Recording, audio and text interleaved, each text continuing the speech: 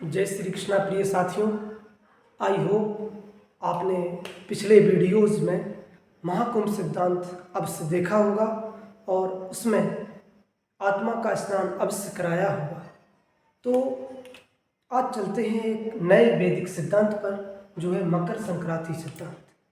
तो सबसे पहले हम ये देखेंगे सिद्धांत शब्द जो है, सिद्धांत अर्थात एक तार्किक विचार है, जो विचार अंत में 100% सच होता है और वह कारण बताता है कि किस कारण यह हो रहा है। सिद्धांत अर्थात सिद्ध और अंत, अंत और सिद्ध,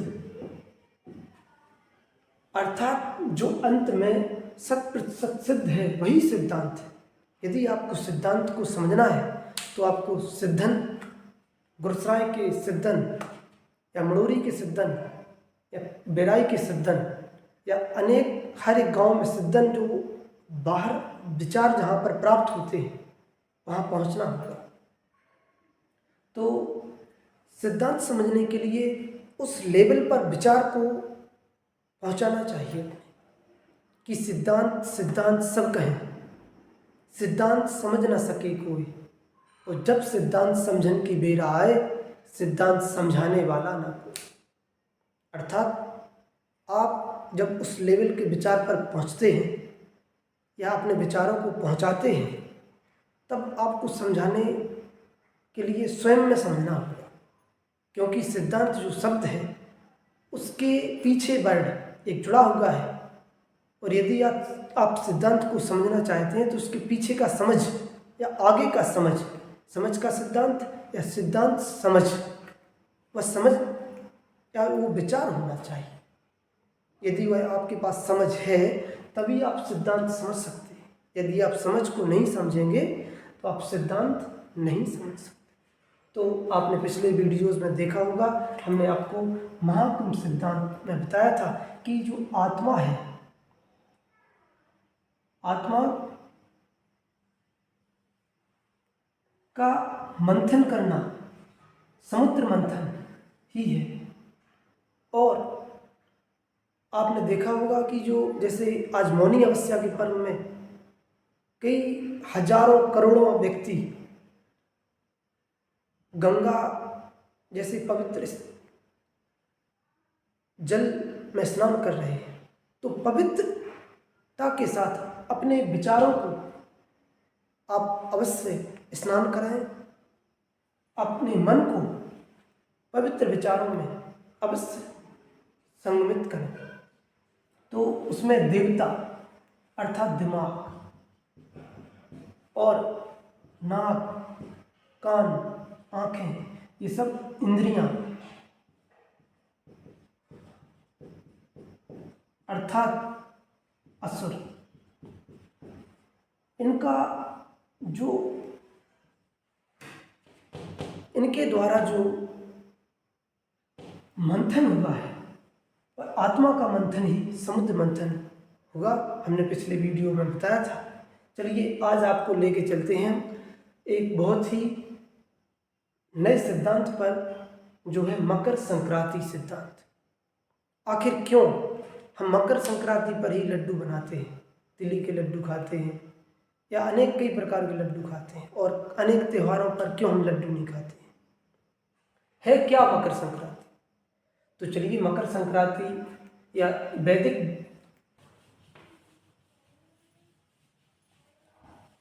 तो द्वितीय वैदिक सिद्धांत अर्थात मकर संक्रांति सिद्धांत पर हम समझेंगे कि क्या घटना हुई, वह क्या विचार है जो अपने वेदों में मकर संक्रांति मनाई जाती है। तो चलिए मकर संक्रांति के लिए सबसे पहले हम देखेंगे कि पृथ्वी की भौगोलिक स्थिति क्या है। सूर्य के चारों ओर सभी ग्रह परिक्रमण कर रहे हैं। परिक्रमण करते समय पृथ्वी जो है अपने अक्ष पर ना ही क्षैतिज में है ना ही ऊर्ध्व में, वह 23.5 डिग्री पर झुकी हुई है। तो आपने फिजिक्स में देखी होंगी अनेक प्रकार की राशियां, सदिश राशियां, मूल राशियां, अदिश राशियां, व्युत्पन्न राशियां। इसी प्रकार वेदों में भी कई राशियां हैं मिथुन राशि, कर्क राशि, तुला राशि, मेष राशि, धनु राशि।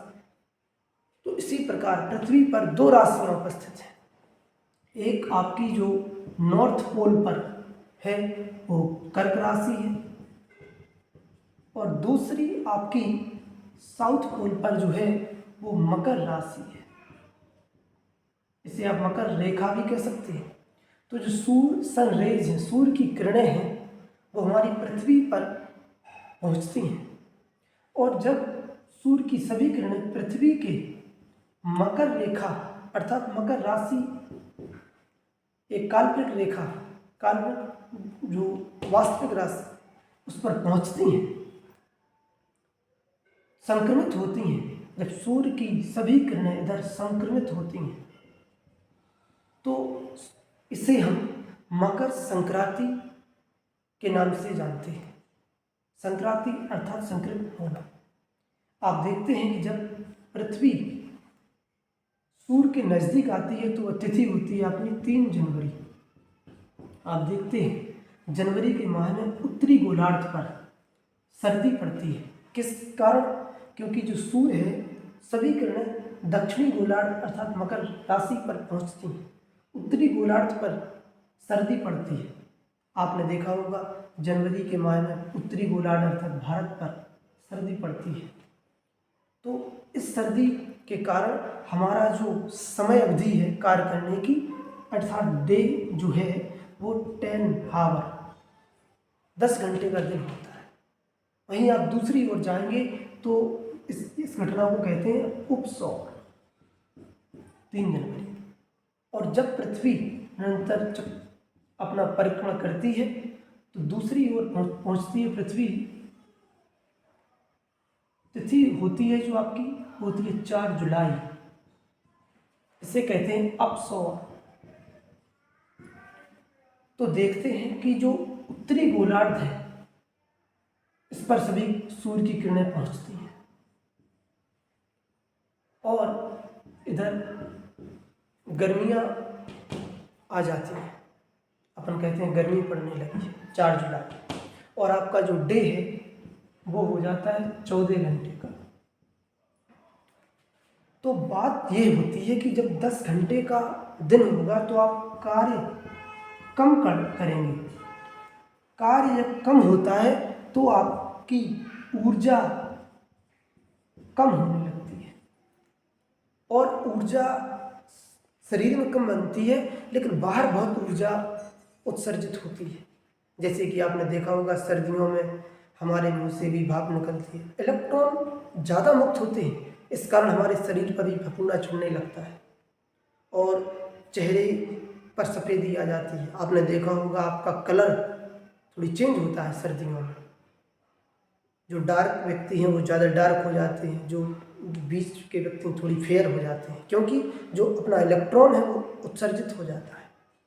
इलेक्ट्रॉन का रंग जो है वो मैला है, थोड़ी काला सा है, तो वो बाहर निकलता है, जिस कारण हमारे शरीर चेहरे पर भी निखार आ जाता है सर्दियों में। अब बात ये होती है कि जब जनवरी माह में कार्य कम होता है तो ऊर्जा कम बनती है। ऊर्जा कम बनती है तो आपके अंदर की जो शक्ति होती है, फिजिक्स में ये सभी बनते हैं, कार्य से ऊर्जा, ऊर्जा से शक्ति, और शक्ति कम होने से हमारे अंदर की इम्यूनिटी क्षमता, इम्यूनिटी पावर ही कम हो जाती है, जिस कारण हमें सर्दी, जुकाम, खांसी बनने लगता है। और यह पहले से भी होता है। तो हमारे वेदों या हमारे पूर्वजों ने इस स्थिति पर अपनी जो फोटोन या ऊर्जा बाहर निकल रही है, इसकी वृद्धि के लिए तिली और गुड़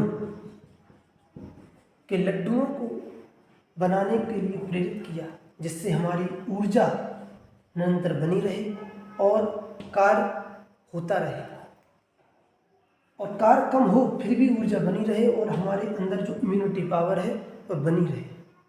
इसलिए हम सभी मकर संक्रांति मनाते हैं और मकर संक्रांति पर्व पर तिली से स्नान भी करते हैं और तिली के लड्डू और अन्य कई प्रकार के लड्डू गुड़ के साथ खाते हैं, जिससे हमारी शक्ति निरंतर बनी रहे और हम सर्दी जुकाम खांसी से बचे रहें। तो यह है आपका द्वितीय वैदिक सिद्धांत, मकर संक्रांति सिद्धांत।